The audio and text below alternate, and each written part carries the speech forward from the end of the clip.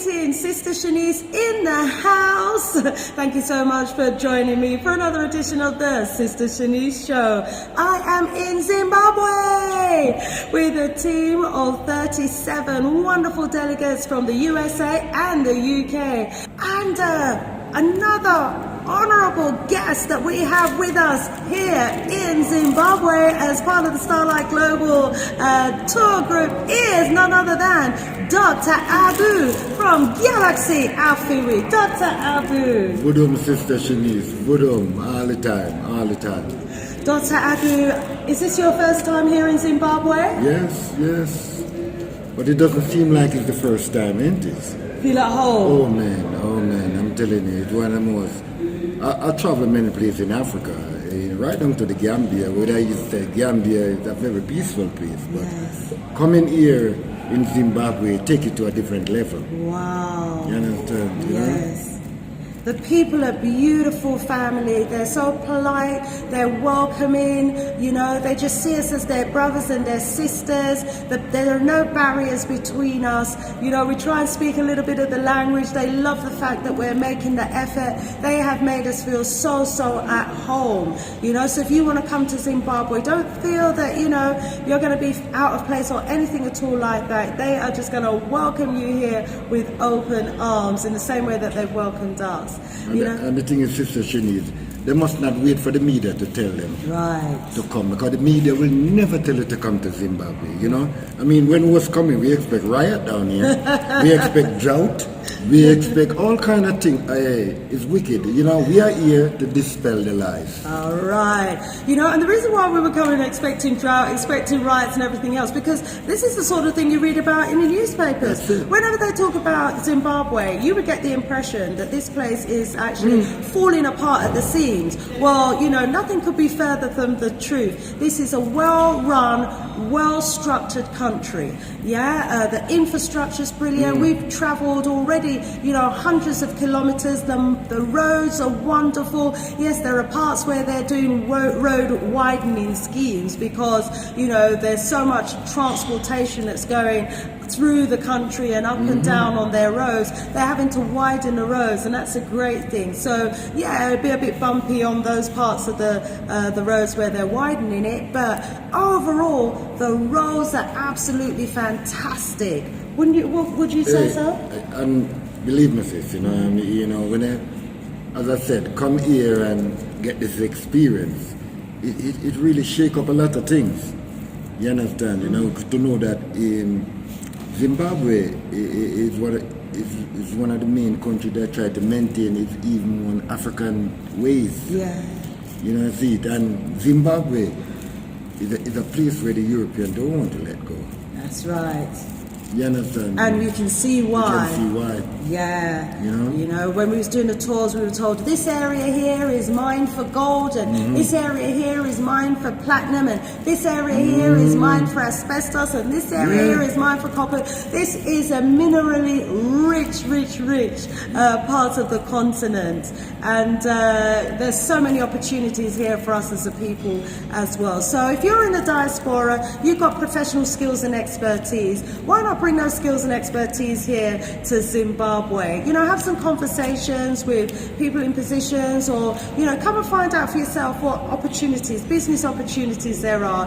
It's a country that is developing at a rapid pace, okay? And if you want to be part of that development, if you want to be part of, you know, bringing about the changes that's needed here so that, you know, it could be even better, you are going to be welcome. There are vast amounts of vacant land just waiting for you and I to come over and to make a contribution towards its development, you know. So, you know, next year we were thinking about doing a trip to Tanzania, but everyone's saying, you know, you've got to do Zimbabwe again as well.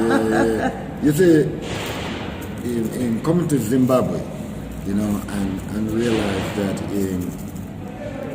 many traffic is coming to Zimbabwe to go other place in Africa. Yes. So how can they say that a place is falling apart unless somebody is pushing the spanner in the spokes? Right. And that's what I see here. Yeah. You know, I see here the European, they don't want to let go of in Zimbabwe, which they have to. But at the same time, they send so much propaganda. Yeah. That even and I want to say to the Zimbabwean in the United States and the UK, stop thinking about your country and come off the little tribal things then. You understand? Because I wasn't a great fan of Robert Mugabe, but now I can see what he was doing. You know, see, and if we can see, I don't want to see why some of them can't see. You know, Zimbabwe need you. You need us all to fill the gap that leaves. There's a big gap leaves. You understand? You know, if you look on the population is small, but the country is big. The country is huge, 2.5 times the size of the UK, with a population just the size of London, the city of the UK. So people are needed, you know, and those statistics really is just reflective of the extent of the genocide that happened here, you know, when Cecil Rose and the Smith regime were here trying to wipe, you know, Zimbabwe clear of its population. But, you know, fortunately they weren't successful at doing that. And, you know, for me, rise up Mugabe every time. You know, true Mugabe, why the Zimbabweans have back their land. So, you know, love him or hate him, you've got to love him for the fact that, you know, he made sure that he stood one side and allowed his people to take back what was rightfully theirs, okay? You know, irrespective of your views, you can't expect someone to come to your house, teeth your house, use your house and all of the resources and the minerals in the house for hundreds of years, and then well done now when it's time to give it back, them no one give it back. There comes a time when it has to be given back. So Zimbabweans, my message would be to you, hold on to your country, value your country, and make sure that you're investing in it so that it can be the great Zimbabwe that it once was back in the days. Seriously, and I want to rise you up in Starlight in Global in Sister Shanice, because coming here and seeing what you're doing, you know, is a great help. You know, especially with those amputate, the mine victims. You know, see, then they do appreciate what you're doing. You understand? You know, and coming here, as I said, and see what you're doing. It's wonderful, sis. Thank you. And I couldn't have done it without the support of Galaxy Afiwi and all of the listeners, you know. So just want to let you know that they were so extremely grateful for our charity donation. As a result, they're going to be able to start up a large-scale goat farming project. And people with disabilities now are going to have work to do. They so appreciated the wheelchairs, they appreciated the walking sticks, the Zimmer frames, all the clothes and everything that we sent down. They really appreciated it. So thank you to everyone that gave. Rise yourself up. No, it's a serious thing. As you said, rise up to the Galaxy family. Yeah, man. You know, and to all the brothers and sisters who's on the radio, you understand, let us point our people in the right direction, especially the young people. You know, see, I've seen success here for our young people, while in the West I'm seeing disaster. And if we can help to support, if it's even one youth, to come on the next trip with Sister Shanice, you know, see it, then we'll say, you understand, we'll be doing certain things, you understand? Yes. Because our young people need it, because what I see with these old eyes, it needs young eyes to see it. Yeah, for real. So take your children to Africa. If it's not Zimbabwe for you, where, you know, choose one of the homes that we've got. There are 55 African countries, okay? And we know that the governments, the Western governments, have been trying to cripple Zimbabwe for daring to take back their land. And I want to just rise up the people for recognizing the extent to which sanctions is largely to blame, you know, for the economic, you know, interference in the government's efforts to develop the country. So,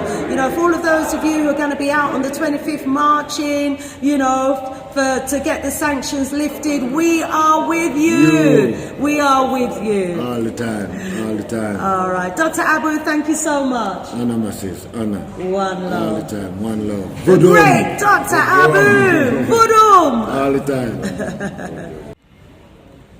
I am now here with Article Bird Legs, one of the delegates has flown over with us from the UK here to Zimbabwe. Article Bird Legs. Greetings, Sister Shanice, and greetings to the Galaxy families at home and all those abroad in different countries and different parts of the continents. And in the American continent and the European continents too. Greetings to the Galaxy families, presenters and listeners at the same time. Zimbabwe. Yeah, man. The continent of Africa and the cradle of civilization. Ashe. Birdlegs came out with us last year in 2018. He's back with us in 2019. Tell those watching why you are here with us, Birdlegs. Africa is the cradle of mankind. Zimbabwe is a very special place for Africans at home and those abroad to come and see the cleanliness, that dignity of the people, the happiness of the people, the sufferings that they're going through you cannot see. Only here, when you're here, you see the Western things that are missing from the shelf, that they are starving them with as pressure. But they're going through with food. They're going through with their own imagination and creation because they have a history that is greater than anywhere in Europe, none to equal. And these historical foundations that they have, they can refurbish them and becomes very rich. So despite, the efforts to, strangle the people through sanctions, they are nevertheless, surviving. Why? Because as a people, we are survivors. Yes, indeed. Birdlegs, you've been enjoying Zimbabwe for the last few days here. What has been the most memorable and most impactful moment for you? Well, the most impactful moment for me, it's today that I was with the matriarch elephant and the bull elephant. I was so close to these mighty creatures. These creatures, they're giant, towering over me. And to be so close, just one little bounce, it's a joyful experience. It's a joyful feeling. It's one of these experiences you cannot explain to someone without the video, photograph, footage. Yeah, I'll drop some of that footage in here so they can see. Yes, those pictures that you can see for yourself. Yeah, is what give you the experience. Huh? Is this real? Or was this a statue? Was this a carving? Or was it a live creature? Beautiful. And then when you see the movements of the ears, the trunk, the tusk, then you know this is for real. And Africa is for real. And the creatures are for real. They are one with the people, and the people are one with them. They are no frightening or scary or jumpy. They're animals. They like your company, and they like to interact. Beautiful. I agree with you. If you see the way that the people were interacting with the elephants, it's just a reminder to me of how things probably were back in the days when we were at one with nature and nature was one with us, we just have a way as a people with the animals, and it was beautiful. It's up to us to put the real picture of Africa out there, and that's what we're doing here on this show and as part of this tour. Thank you so much, my brother. Well, those of you who are regular listeners on Galaxy Afiwi, may well have heard the voice of a man who introduces himself as Triple X. Well, Triple X is here live and direct with us in Zimbabwe. And not only is he here for 2019, he was here with us for 2017, 2018, and now 2019. Tell the people, why is it that you keep coming back to Zimbabwe? Because it's one of my favorite places in Africa. When I come to Zimbabwe, what I like about Zimbabwe is the fight of the people, the determination to survive and to better themselves. And the fact that out of all African countries, this is the only African country in the southern hemisphere that has still got their own land, the culture, and they're kind-hearted, and they're so wonderful people. And this is a beautiful place. The borders, the rocks, I could go on for hours. Every time I come back, I see something new, something exciting.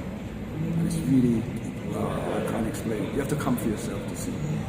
You talk about the borders, the boulders, the huge boulders, you know. We went to a place called Domba Shava, yeah, and we climbed the Domba Shava boulder. It's one huge, humongous rock, and I made it to the top. Wow! It took me about an hour to climb it, but I made it to the top, and so did the entire group. It was a wonderful, wonderful experience, and we've had many wonderful experiences. What's been the most impactful experience for you on this trip so far, Brother Triple X? Quite a few things. The animals, the scenery, even the driving from places to places. Everything's been fascinating.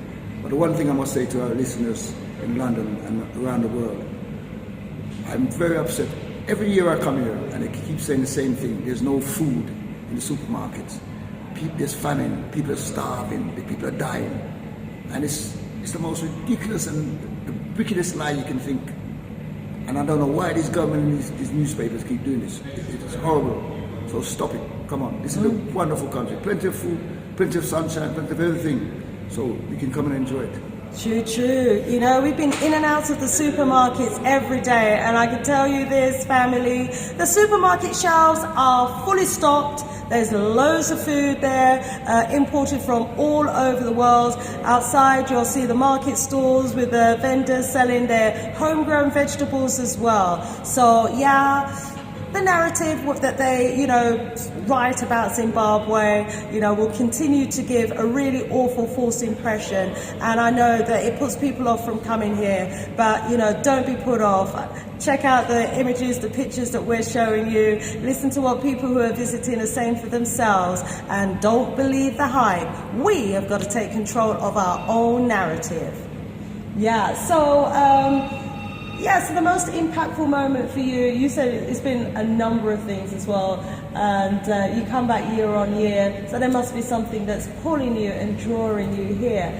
So what final message would you want to say to our viewers on the Sister Shanice show? Don't believe the hype, come and see for yourself. Ashe. Brother Triple X, rise yourself up. Thank you so much for your support. Yeah. Thank you, Phenomenal. Sister Shanice, for bringing so many people in the last 3 years back to Africa. People who have never come here before in their life, like me, for instance, and people who keep coming back, who came back the first time and the second time.